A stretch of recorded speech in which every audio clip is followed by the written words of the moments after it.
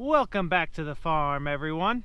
There is no doubt in my mind the race is on this growing season. What exactly that race is up to you guys. I know some of you men and women like to race your neighbors to the finish line of planting season. Some are trying to get to the lake as quickly as possible, and others are just trying to make it to the end of the day some days.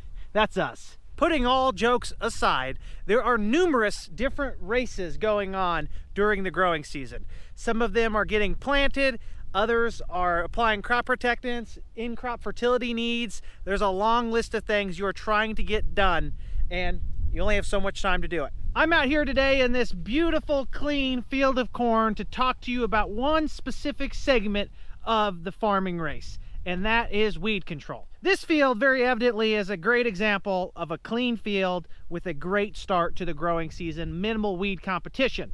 I do not want you to think, though, that we are some paragon of perfection or the best operation out there. I will be the first one to admit we happen to be just as flawed and far from perfection as many of you out there. We seem to make just as many mistakes as we have successes. That's despite having over 150 years of combined agronomic experience out here on these fields. We still don't do everything right. The goal with any weed management system should be to start clean and stay clean. You want to accomplish the most amount of residual protection on the ground prior to target weed emergence, hopefully coming back with multiple passes of a varying chemical program that is effective and crop safe.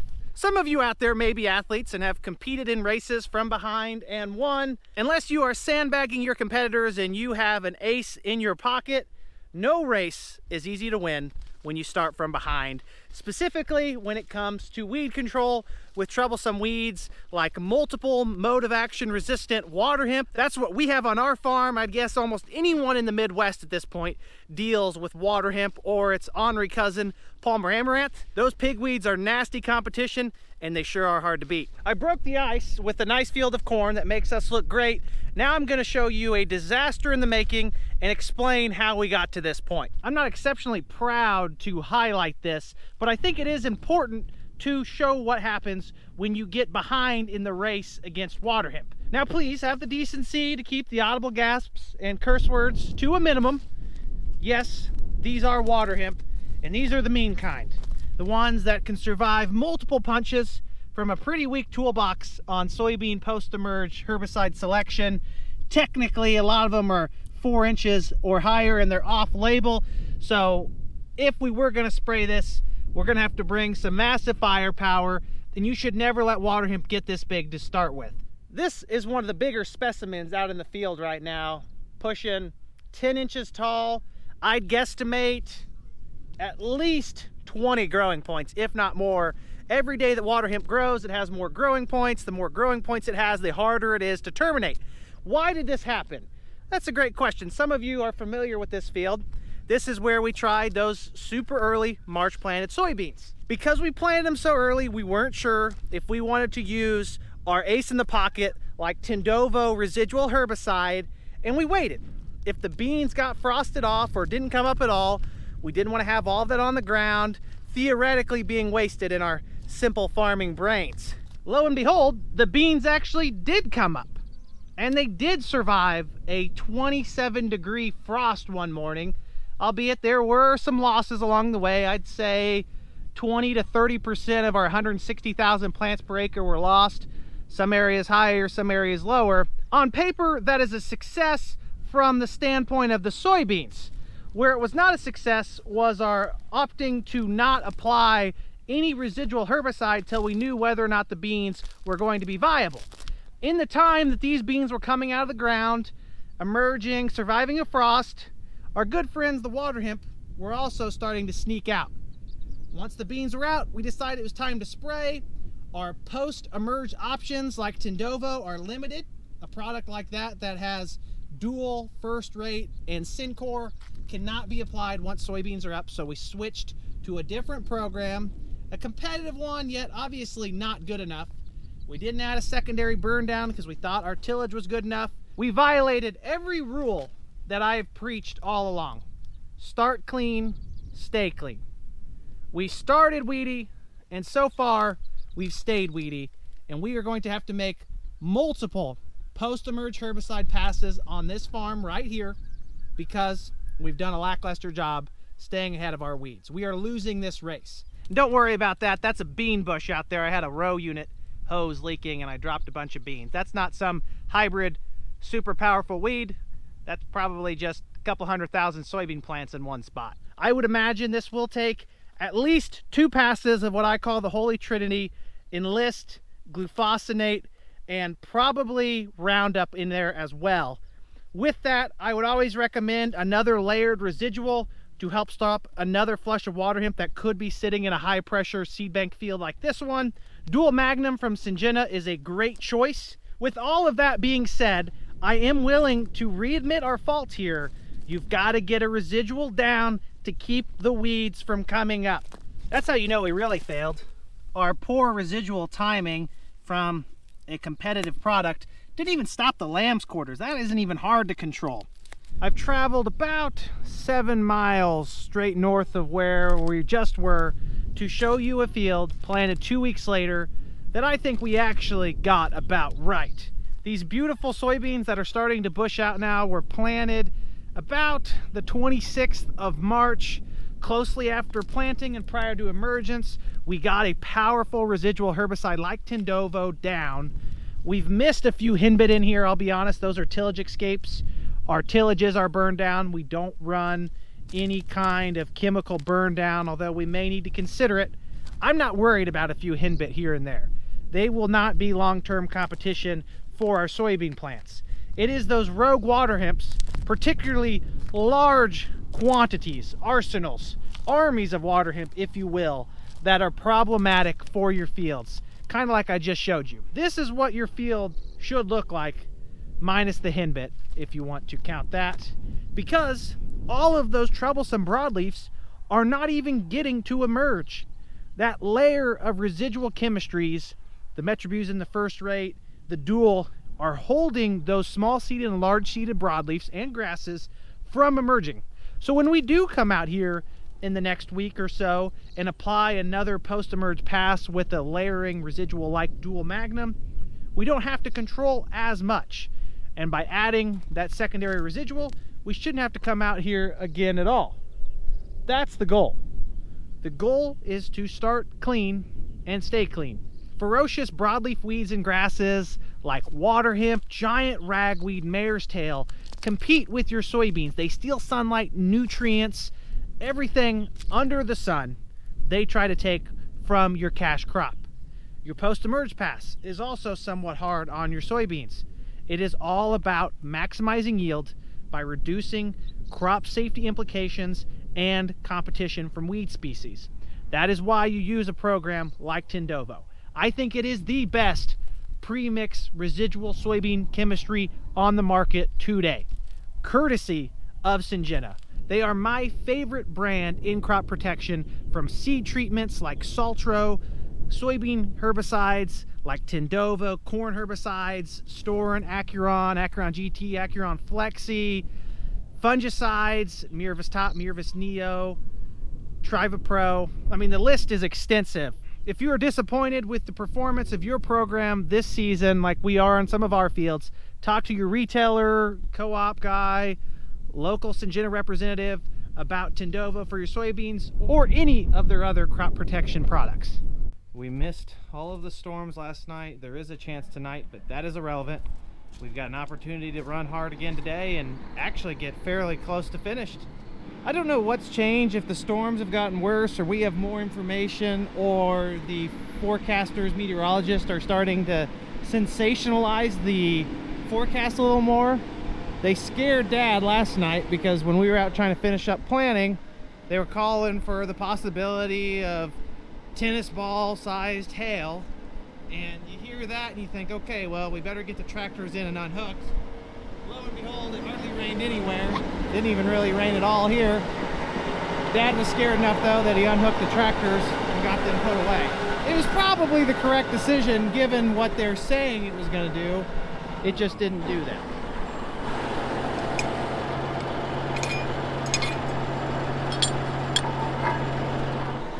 tongue of that field cultivator.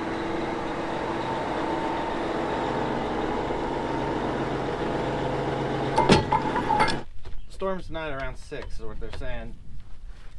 Yeah, Jeff had a food ball. Hopefully it can be fixed. I tore up my tarp on my truck, closed the barn, and it wasn't in far enough. What time we having cake, Andy? I have no idea. Dad, do you have a screwdriver or something? Whose birthday is it now? I've forgotten. Andy's. Here. Today's your birthday? Yep. It's happy birthday. Thank you. I can't believe Nancy missed that. All right. I don't feel bad if I forget yours. Okay. So we didn't have T-ball because we were throwing up. Yeah, Lenny, yesterday at school, he threw up. Miss Nina called and no, he's embarrassed because he threw up in front of us. He said, do I have to come back here again? I threw up in front of all my friends. Magnet. And then Wetzel's. Magnet worked pretty good. I thought it looked extremely. Well, I worked. It's a lot of that places I've worked twice.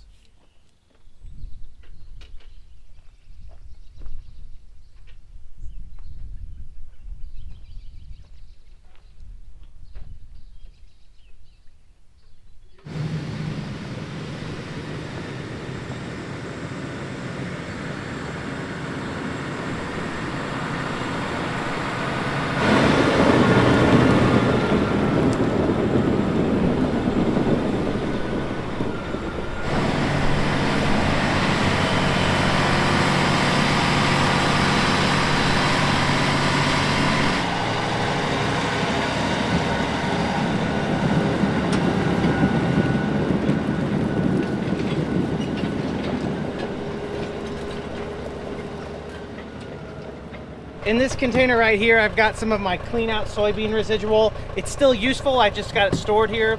I'm gonna try to pick it up with the loader and lift it over that and dump it straight in, if it'll work. We'll see.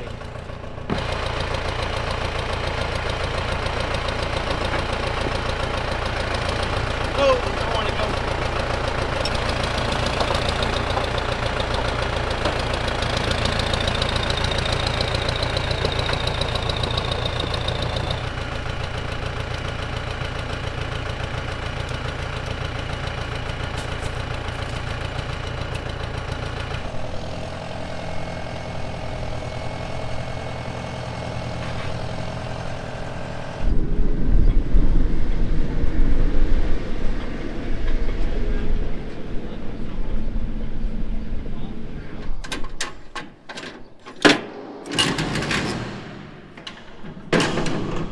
Surely that's not that easy.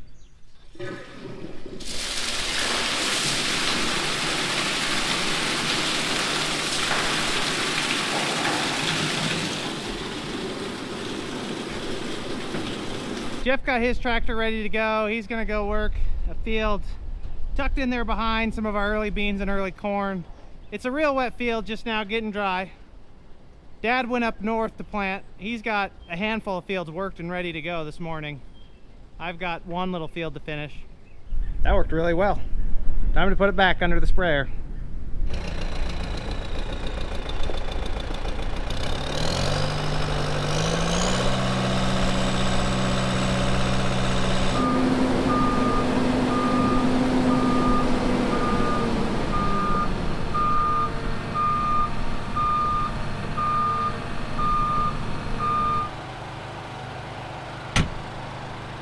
We're doing a quick inventory of what I've got in the tanker, filling the sprayer up, if it'll hold it all.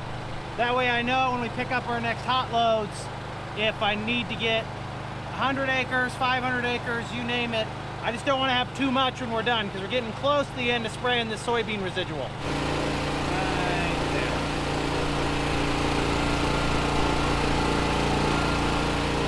Gonna be another beautiful day here. Tanker is empty, inventory is accounted for. I'm gonna run over and help Katie load some seed corn for Dad, and then we're either gonna plant some beans or spray some beans, one of the two. Move this back to my self-designated parking spot.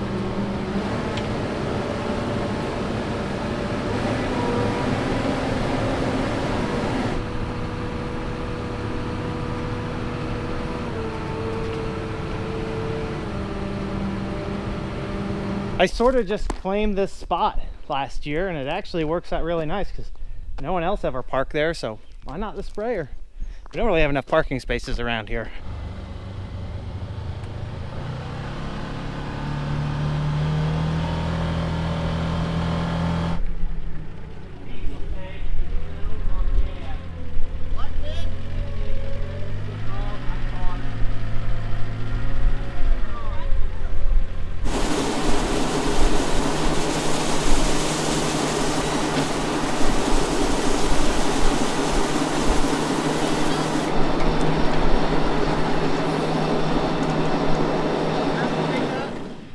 With me.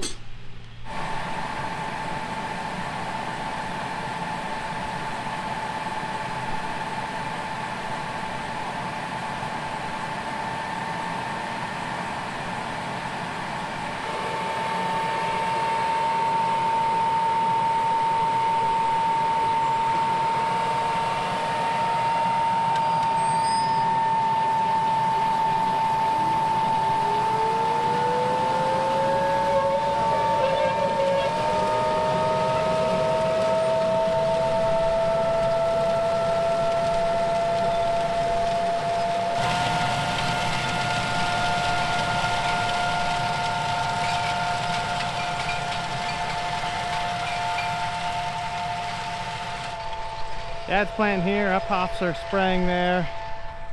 My grandpa Jim's planting over there. We're farming again today, thankfully.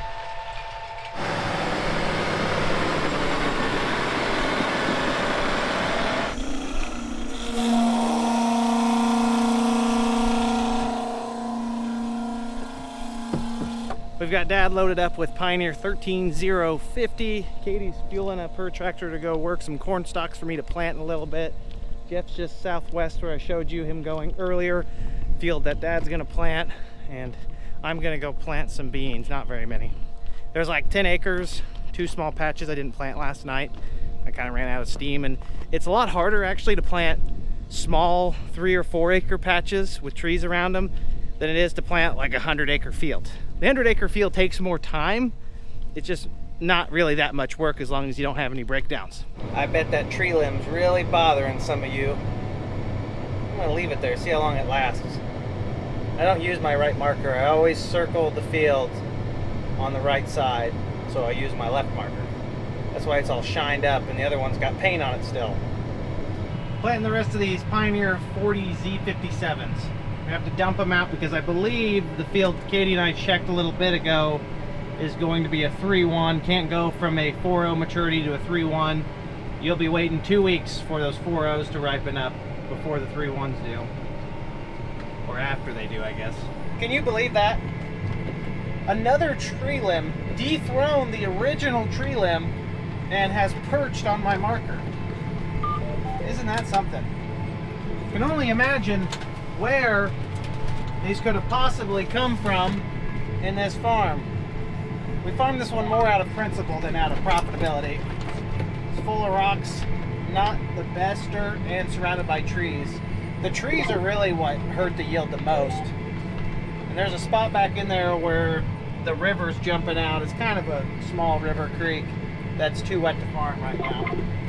One management practice I've been seeing farmers do lately, our neighbors up the road, up hops, have done it on a field, is looking at the profitability of a farm. Now, it may not be the entire farm. Sometimes you've got a 40-acre farm, okay, 39 acres of it is super profitable, and then the 1 acre or even 2 acres that goes right by the trees is losing you money because you're spending so much money to put a crop in the ground and you're not bringing in the yields, whether from tree competition, weed growth. Deer sometimes are also an issue, and they take a spot like that and either sign it up for a government-funded pollinator program, filter strip, CRP, set aside. You can also go the completely non-subsidized route and maybe pull a few trees, put in a 15-foot grass buffer, and just keep mowing it. Farmers are inherently guilty of overdoing things. If you're farming next to a tree line and you pull some trees, you work closer to the trees, subsequently you farm closer to the trees, and then you're back to square one. Whereas if you leave a grass buffer Maybe you can just keep mowing that. I know the grass isn't particularly profitable, actually it probably costs you money. Still better than dealing with all of the trees. I can't talk and do this at the same time, I guess. Carrying this little limb around like a trophy. This entire field I'm on right now is 13 acres. There's 3 acres here in the bottom, and then there's 10 acres on top. I did the bottom first just because sometimes it's easier to start with the most frustrating one and then finish on the slightly less frustrating part. That's what we're doing here.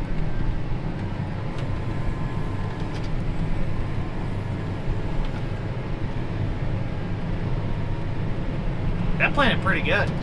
Everything I've planted the last few days, other than the hillsides, have gone in decently, even for the soil being so damp.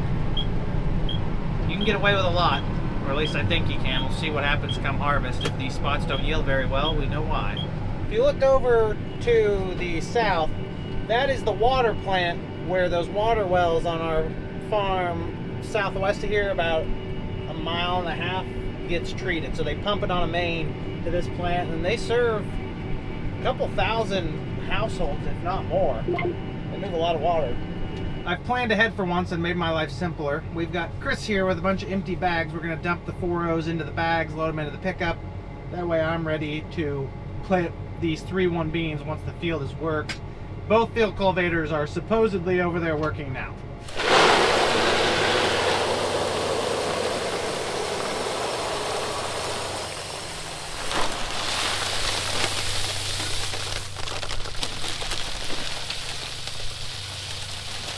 Population, that's all.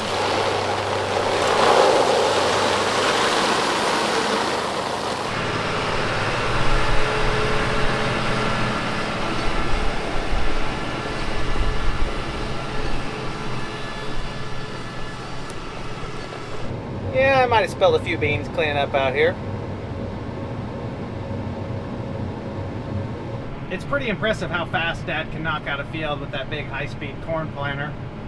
We are waiting on dry dirt. Field cultivators have a big field of beans for me to plant, and then we're going to explore some options for Dad to plant as well. We're just trying to get as much in as we can ahead of this chance of storms tonight. I'm over here at our farm site east of Etna. Got 2 tillage tractors running. Got some corn stalks east of where they're running right now that I'm going to plant. And then directly where Jeff is running and west of where Katie is. Jeff's been hauling out of this bin. Wonder if he knows he has the side hole cracked. See how it's pulled down a little bit there? About half empty. I probably don't need to state the obvious. Jeff's not hauling corn right now. He's running a field cultivator. It's also windy, which is very hard to miss. I don't think that I'm going to prioritize any spraying today. I literally just came over here, perfect timing. I wonder if our gigantic bee colony is active yet. There may be multiple hives here, I don't really know. I'm not gonna get any closer than this. There have been generations of colonies here for at least the last decade.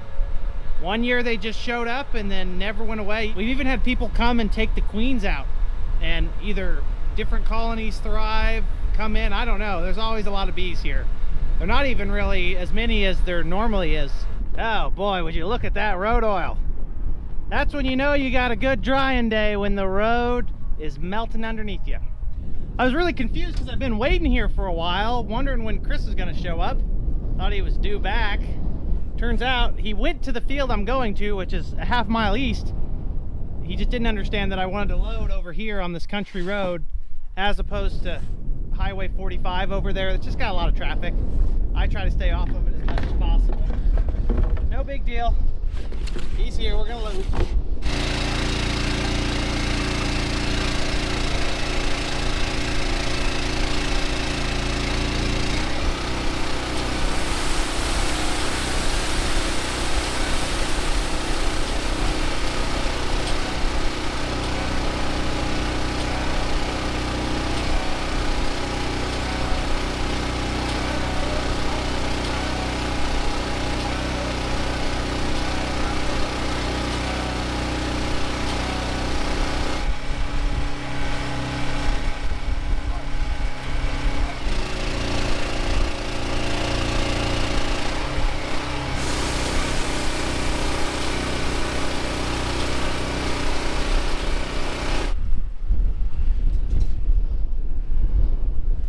beans are gigantic. Look at the size of these things.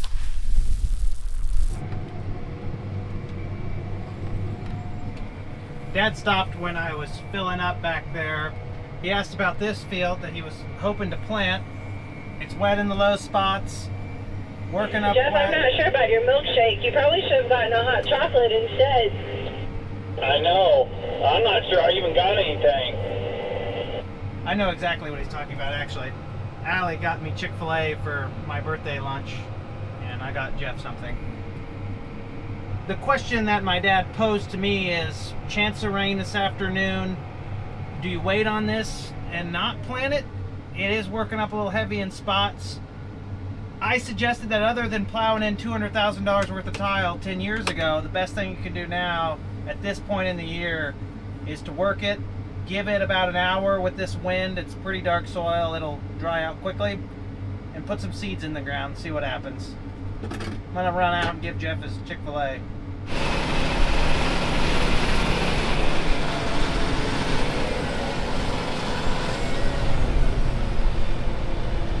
I need a nap after this. Good thing I didn't get a shake. I'd be melting.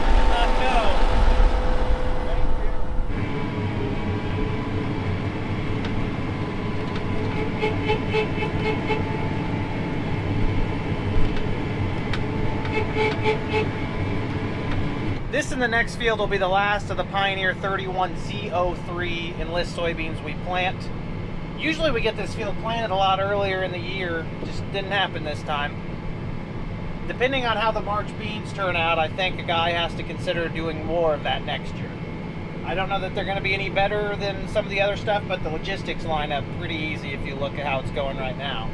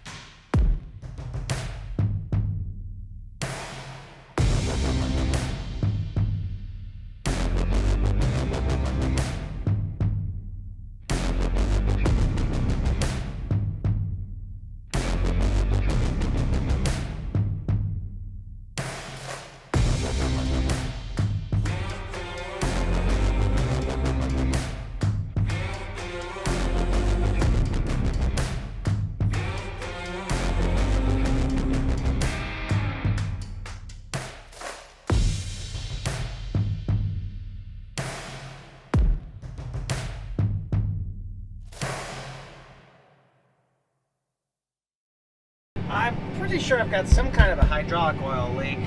Usually dry dust on the window just kind of falls off. This is sticky and I got a little wet spot here. Something's very lightly spewing. It can't be a big leak, it's just enough to kind of make a mess. Not had any issues with the planter in relation to this problem. That's a pretty good leak actually.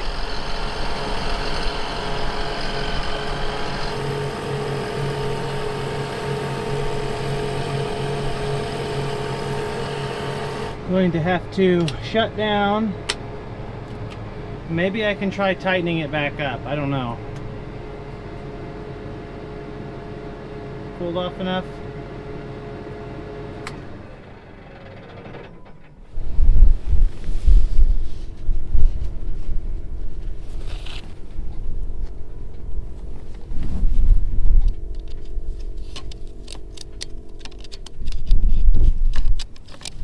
There's 2 hydraulic lines in there. Or is that a sensor? There's a lot of hydraulic lines in there actually. Tightening did not fix anything. I can't even tell where it's coming from. One of the other lines is a little jet stream. You gotta be careful with those hydraulics like that. Those can cut you if they're powerful enough. I might have fixed the problem, I don't know. That sensor right next to the one I was working on, there's a sensor on the other side. It was hand loose. If it's even a small leak, I'll play it. It was coming out pretty good there for a while.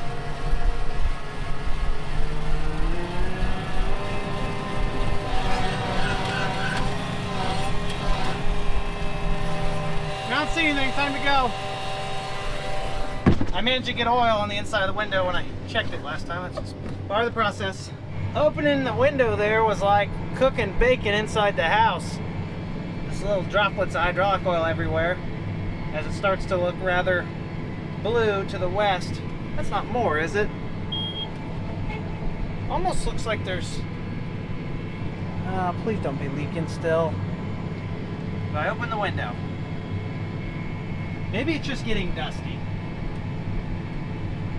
I can't tell. Or... oh, that's on the inside. Got it on everything. My hands, my clothes, my camera lens. Oh, there goes the cap.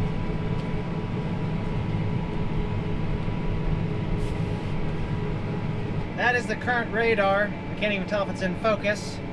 Some very strong storms, tornado warnings, and worst of all, storm chasers in the area. That's not good. What's another rain after spring, fall rains? Dad and I are going to be putting the hammer down here. He's probably driving even faster than I am. Try to get done what we can. I was able to finish the first part of this field, and then the hydraulic oil issue reoccurred, and it seems to be worse. Storms are probably 30 to 40 minutes away. Dad's going to have half of his field done. I'm going to keep planting, but I'm afraid I'm going to run this thing out of hydraulic oil if I go for too long. Calling Sloan's, I don't know how far out they'll be. The wind has really picked up to something fierce. It's getting real blue. And I swear I see a sprayer over there. There's probably some ornery little devil out there spraying. I don't judge. Sloan should be on their way here. I'm going to try to plant this back piece and not run out of oil and then meet them up there by that old house. My phone says 20 minutes on the rain. Dad's about done with the back side of his field, so once you get it squared off, it's not the end of the world. The question is, what do I do? Because I'm not even halfway done with what I needed to get done, or wanted to get done today. Need is a strange word to use in this situation. Well, I need an hour to finish this back piece.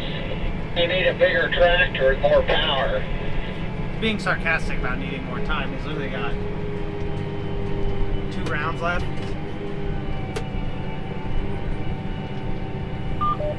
I don't know if you all can see that or not. If I straighten it up with you, you're going to get the reflection of the camera. Where that blue dot, there's some pretty severe storms that are probably going to go south of us. It's going to rain though. That's the question mark. I'm going to plant until it is raining or someone from Sloan shows up. I almost bet Sloan's gets here before the storm. Am I right or wrong? It is sprinkling.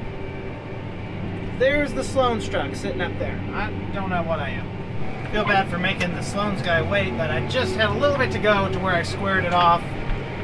Dad's still planting right now too, but I imagine he is about done. Getting a little tacky.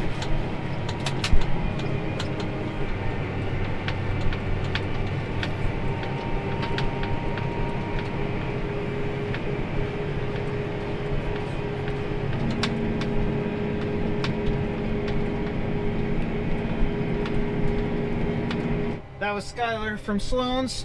He's one of my favorite mechanics there. Not that I dislike any of the other ones, but Skyler's a young guy. He knows what he's doing. He's the one who fixed this DB60 last year when we had some weird electrical issue with it. He got out in the rain and lightning and looked at it and said that the sensor was bad or causing the issue. And I said, I don't think we're going to need it today. So he went back in.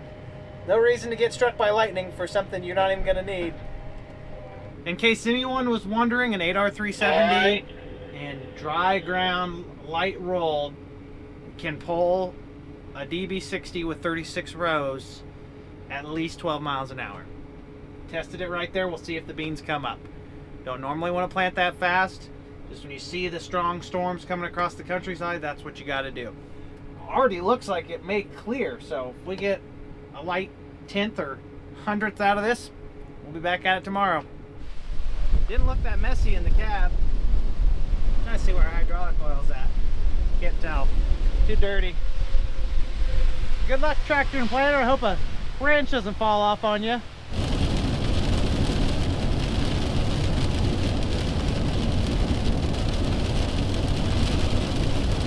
We've had about 1/1500ths of an inch of rain so far, and I think once these clouds come out of here, we may get some sunshine again. There won't be any more farming. I would imagine maybe tomorrow afternoon, if not 2 days from now, might be able to finish this stuff up. I bet all the early corn and beans liked it. Look how green that corn is. Not this bean field here, and not Jeff's garden. Over the other side of the road there's a cornfield. You may not be able to see it. Behind that white shed, that's corn. I jinxed us. Rule number 1 is not to talk about not getting enough rain. Then you get the rain, look at it. The big drops. That's a beautiful looking field of corn right there.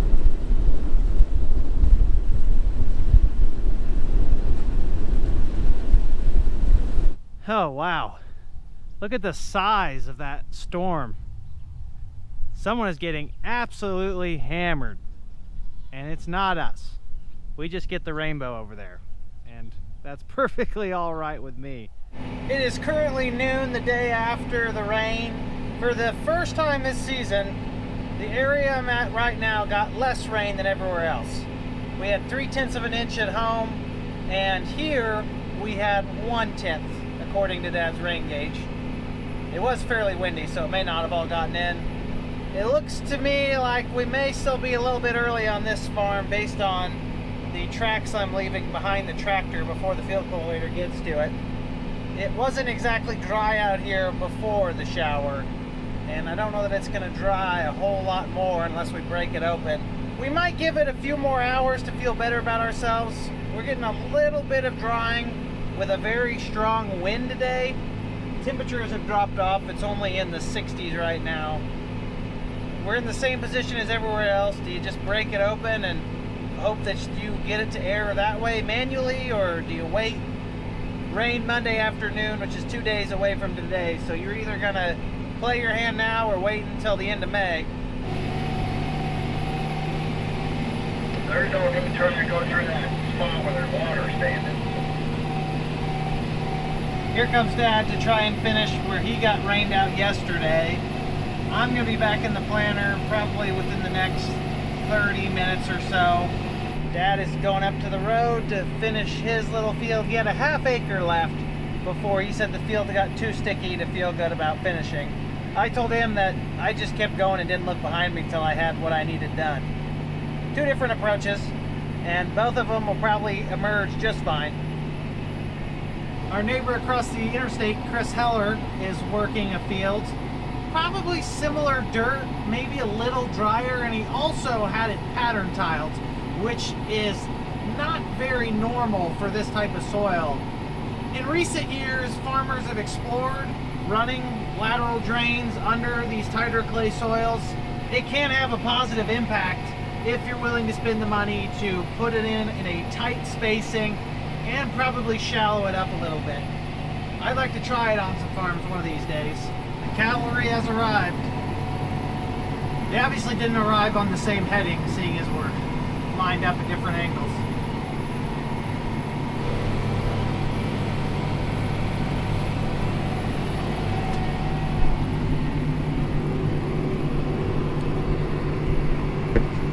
is wet and coming up cloddy enough that we've pretty much established it's going to need reworked in another hour. Field cultivators are going to hop across the road here and try to work this swamp. Completely different dirt. This is a lighter clay. That is a black, kind of mucky Piatone and Drummer Flanagan soil. Just so wet. We're going to give it a shot here after I fuel this up. Hopefully Jeff shows up so I can go plant beans. Helping Jeff fuel up and change some sweeps, fix some issues like that hanger right there is broken, and get back running.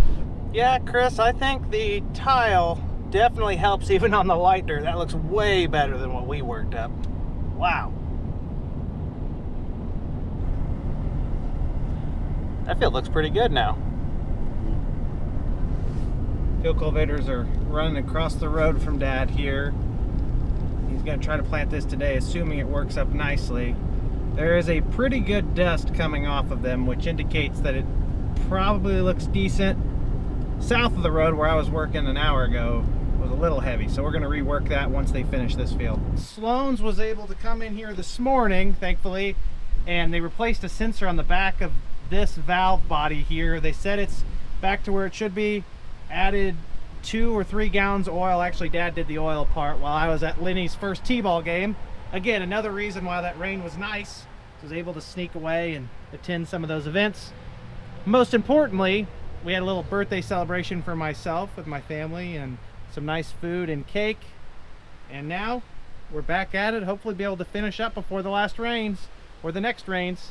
If the next rain's the last rains, we're gonna have a whole different set of problems moving forward. Supposedly there was a pretty bad wreck on Interstate 57 over there by where the field cultivators are working, or that's the interstate, it's down by Neoga. So they've got it shut off from exit to exit, and all of the traffic diverts out of Neoga onto Route 45 up here to the interstate ramp by Lakeland College south of Mattoon. And this road that's already busy enough to begin with is just packed full of vehicles. You get just big old clumps because you get a semi driving slow. Bad day to be headed north on 45. Yeah, there's one of those good strings of traffic. Somewhere in that pack of cars stuck behind the semi, there's a dad whose wife convinced him to go north to Target today, and he's not very happy. Don't ask me how I know what that feels like. I always talk about how close we are to Lakeland College with some of our fields, yet never really get an opportunity to show it. That's the south side of the Lakeland College campus right there. It's really a great community college. I'm sure some of you have heard of it or even attended it. Great agriculture program, great technical programs, great transfer programs for people looking to go to 4-year schools. You can get some of your prerequisites done here at a cheaper price than some of the big name universities. It's just a great community college for people in the Coles County area and even the surrounding counties. They come from all over here. Dad finished planting over here, east side of the road. Katie and Jeff are west of the road, finishing up a big field that he's going to plant once they're done. And the up-hops are cracking open a field next door to us. These 2 fields are actually working up really nice. Glad we waited, because any other time they probably would have been mud.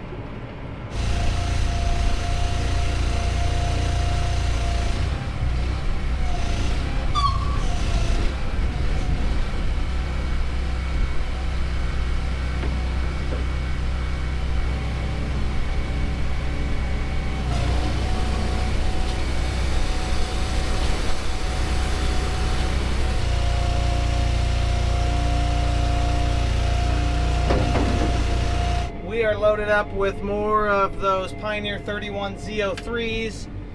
Dad, I believe, is loading DeKalb 11135 to plant on this swamp. And that is his second to last field of corn this year.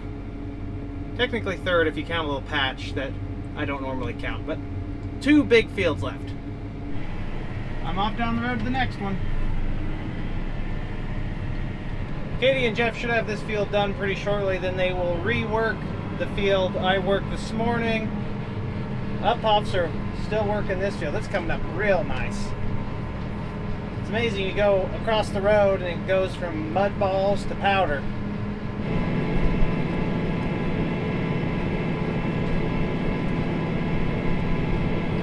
I've just been planting across the road, admiring how nicely Bill and Stan's field is working out. That's some of the best stuff I've seen.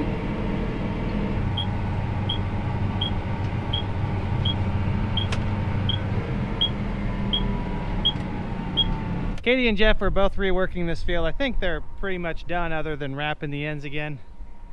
Up-hops are making one heck of a dust over there, and I still can't figure out what Dad's doing. He's an interesting bird. Maybe he's having feeding issues. That's working up a little better the second time.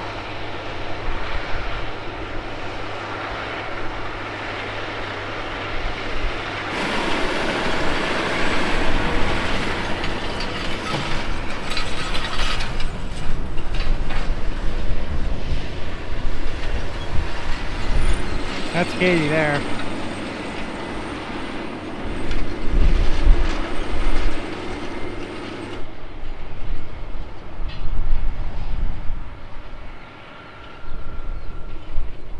Oh, here comes Dad zipping along.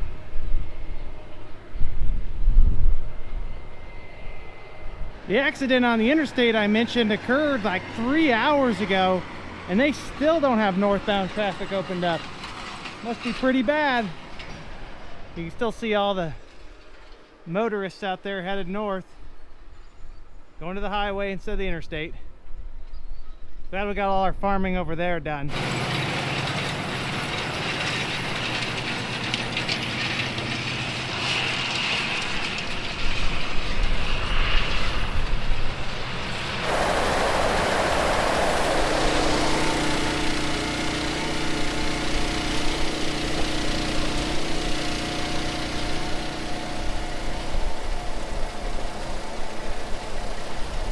We're on the farm that's been worked twice. I gave it another hour to air out. It's still kind of damp on top.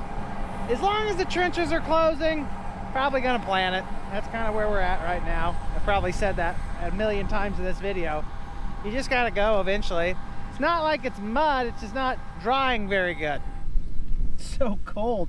The soil is like frigid almost. You go across the road to that field Dad's planting on, that's black dirt. It would be warm to the touch. We are about 1.25 inches in the ground. Other than it being a little cooler than I'd like, I think I'm happy with this. We're gonna rock and roll. The field cultivating crew knocked out another couple of fields. They've moved north of Dad onto a big awkwardly shaped field of corn stalks. I'm not gonna get to it this evening because it's probably gonna need to air out. There's a lot of dust flying.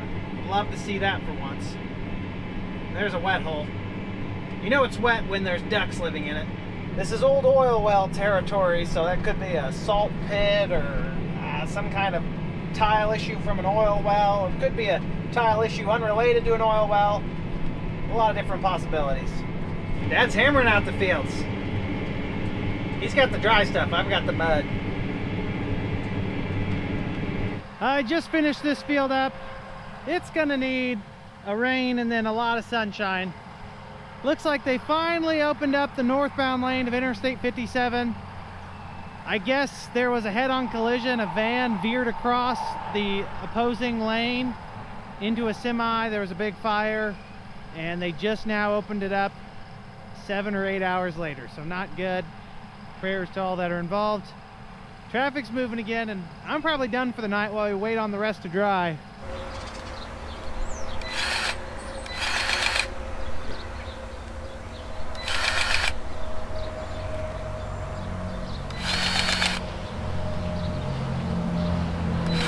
Alrighty folks, we are fueled up, greased up. Only thing we're lacking on right now is a little bit of diesel exhaust fluid. I'll bring some over in the morning. If we have a productive day tomorrow, a few fields of soybeans to plant, a tiny little bit of corn to plant, some soybean residual herbicide to spray, and then a couple of our earlier fields of corn probably need sprayed ahead of the rain and wind on Monday. Knock all that out, we'll be sitting pretty, other than maybe some side dressing needs done, which isn't the end of the world. I'm going to take off for the night. Appreciate you all tuning in. Sure hope to see you in the next one. Have a great day, everyone. Peace!